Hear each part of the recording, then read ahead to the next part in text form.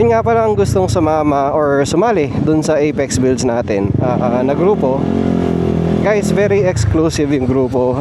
Ibig sabihin yan, piling-pili lang talaga yung mga pwedeng pumasok. So, ibig sabihin, kailangan lahat ng major parts napalitan, especially the engine. So, dapat hindi siya stock.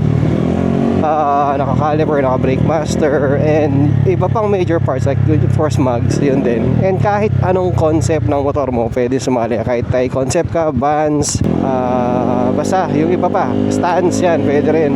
Walang problema. Kasi, ang ginagawa namin is, gusto namin ng unity sa lahat ng concept.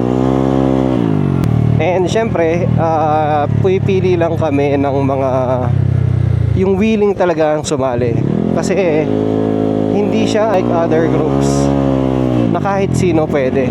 So very particular kami sa attitude ng unit owner.